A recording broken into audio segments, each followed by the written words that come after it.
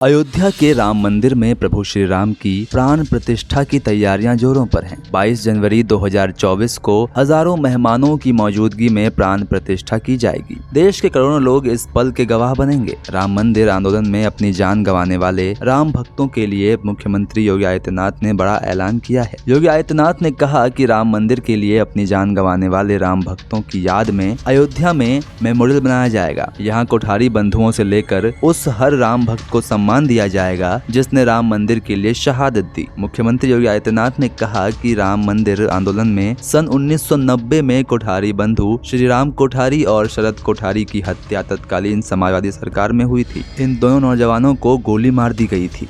अयोध्या में लाखों राम भक्त शहीद हुए थे राम जन्मभूमि आंदोलन में। आज उन सभी आत्माओं को शांति मिल रही होगी जब अयोध्या में भगवान राम का भव्य मंदिर बन रहा है। यह दिव्य आत्माएं जहां भी होंगी और देख रही होंगी तो उनको तसल्ली होगी कि देखिए, हम जिस राम मंदिर के लिए शहादत दिए थे वह हमारा संकल्प पूरा हो रहा है। भगवान राम के भव्य मंदिर के निर्माण का संकल्प पूरा हो रहा है। भगवान राम ने इस संकल्प को पूरा किया है। योगी आदित्यनाथ ने कहा कि भगवान राम के मंदिर को पूरा होने दीजिए।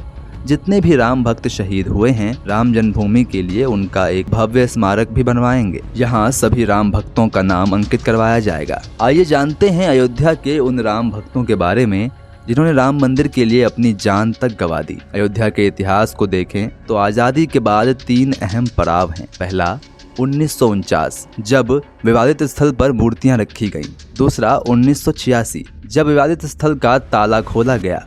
और तीसरा 1992 जब विवादित स्थल गिरा दिया गया। 1992 के बाद की कहानी सबको पता है, लेकिन 1949 से लेकर अब तक ऐसा काफी कुछ हुआ है जो आपको जानना चाहिए। 30 अक्टूबर 1990 अयोध्या के आंदोलन के सबसे अहम पड़ावों में से एक था। 1987 में विवादित स्थल का ताला खोले जाने के बाद से ही लगातार अयोध्या में राम मंदिर बनाने की मांग जोर पकड़ रही थी। आंदोलन के लगातार बढ़ते दबाव के बाद 1989 में चुनावों की आहट के बीच केंद्र की राजीव गांधी सरकार और उत्तर प्रदेश की नारायण दत्त तिवारी सरकार ने मंदिर निर्माण के लिए शिलान्यास तो करा दिया, लेकिन 1979 के चुनावों में ये मुद्दा धार्मिक के साथ साथ राजनीतिक भी हो गया। राम मंदिर आंदोलन के बहाने 2 सीट से 85 सीट पर पहुँचने वाली बीजेपी और उसके तत्कालीन अध्यक्ष लालकृष्ण आडवाणी इस मुद्दे को किसी भी कीमत पर छोड़ना नहीं चाहते थे। लालकृष्ण आडवाणी ने संतों के इस आंदोलन को बीजेपी का आंदोलन बताते हुए रथ यात्रा शुरू कर दी, यानी मंदिर आधिकारिक तौर पर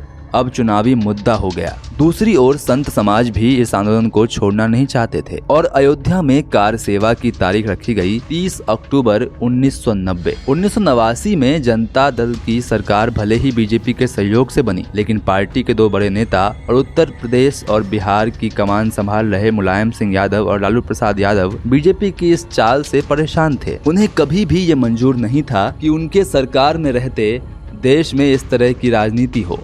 राम मंदिर आंदोलन में लगातार हो रहे ध्रुवीकरण को देखते हुए दोनों ने कड़ा फैसला किया। बिहार में जहां लालकृष्ण आडवाणी का रथ रोकते हुए उन्हें गिरफ्तार कर लिया गया, वहीं अयोध्या में विवादित स्थल का ढांचा बचाए रखने के लिए कार सेवकों पर गोली चला दी गई।